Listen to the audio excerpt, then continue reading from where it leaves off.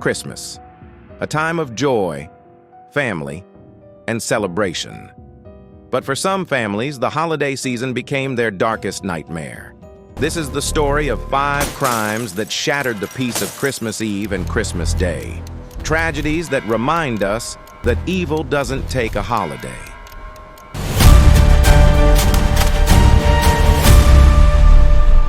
One. The Sodder children, Christmas Eve, 1945. Fayetteville, West Virginia. George and Jenny Sodder settled their 10 children into bed, looking forward to Christmas morning. But around 1 a.m., their world changed forever. Flames consumed the Sodder home.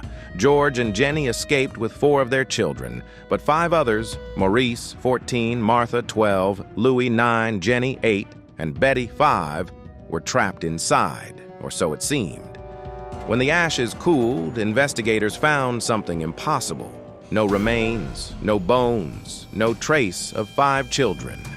The fire department later admitted they never conducted a proper search. The fire chief's equipment had mysteriously malfunctioned that night.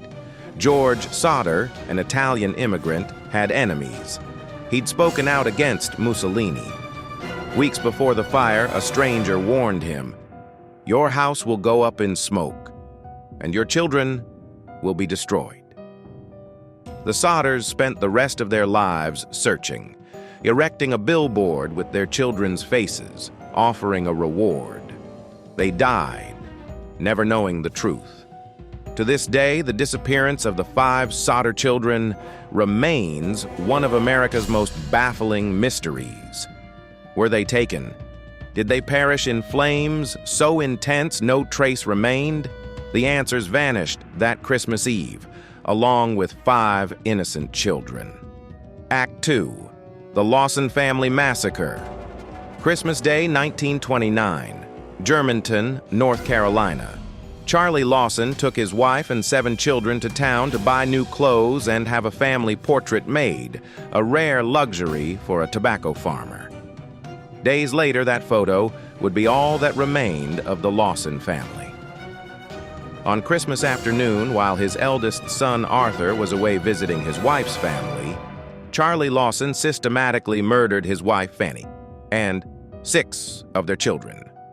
Marie, 17, Carrie, 12, Maybelle, 7, James, 4, Raymond, 2, and the baby, Mary Lou, just 4 months old. He shot them one by one, then arranged their bodies with care. Their arms crossed, rocks placed under their heads as makeshift pillows. Hours later, Charlie walked to the woods and turned the gun on himself. He left behind 2 cryptic notes.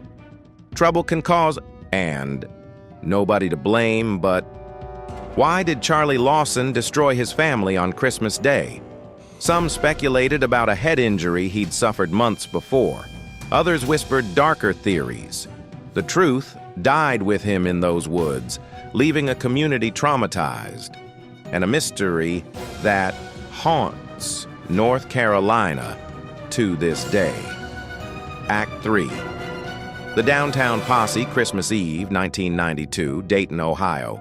While families prepared for Christmas morning, 4 teenagers calling themselves the Downtown Posse began a 3-day killing spree that would claim 6 lives. DeMarcus Smith, Laura Taylor, Heather Matthews, and Marvelous Keene, aged 16 to 20, started their rampage on Christmas Eve. Their first victim, Joseph Wilkers, shot with his own weapon. Over the next 3 days, 5 more people would die, seemingly at random. The victims included Richmond Maddox, shot while taking out his trash; Danita Gillette, killed with her boyfriend Jeffrey Wright as they sat in a car; Sarah Abraham, 38, a single mother; and Wendy Cottrell, just 16 years old, murdered with a friend during what police called senseless violence. All 4 were arrested and convicted. They received sentences ranging from decades to life in prison. But for the families of 6 victims, Christmas would forever be marked by unfathomable loss. The randomness of the violence shocked Dayton.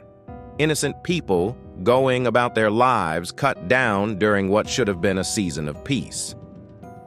Act 4. The Covina Massacre, Christmas Eve, 2008.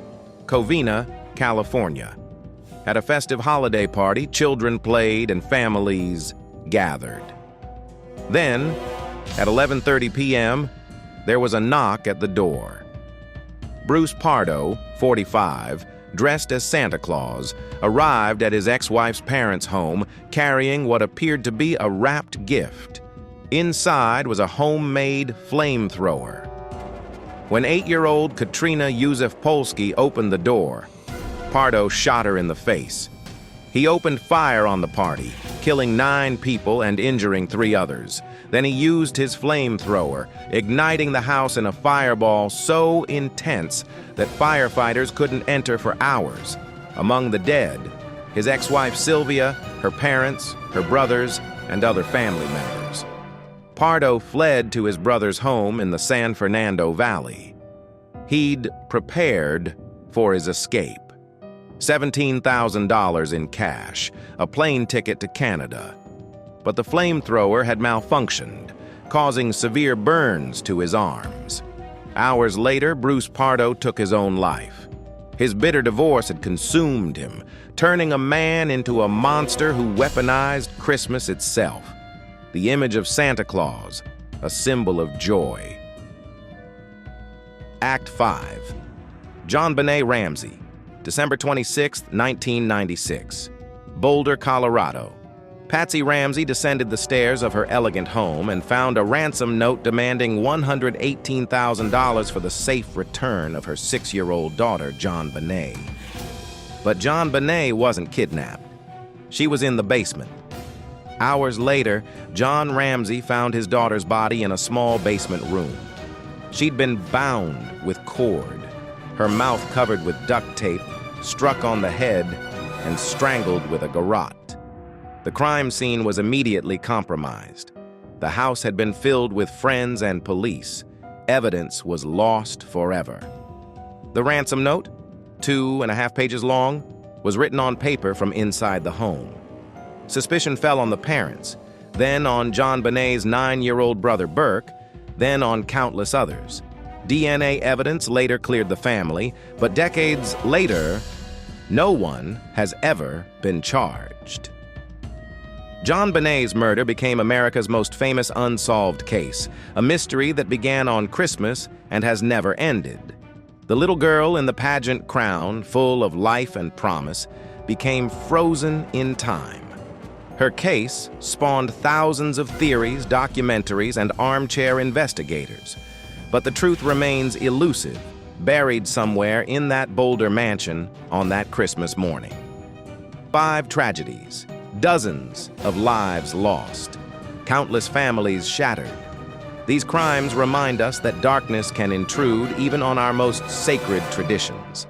The Sodder children, never found. The Lawson family, destroyed by one man's inexplicable rage. 6 victims of teenage violence in Dayton, 9 killed by a Santa in Covina, and JonBenét, forever 6 years old, her killer still unknown. As we celebrate the holidays with our loved ones, we remember those who can't, and the enduring mystery of evil that strikes without warning, even on Christmas.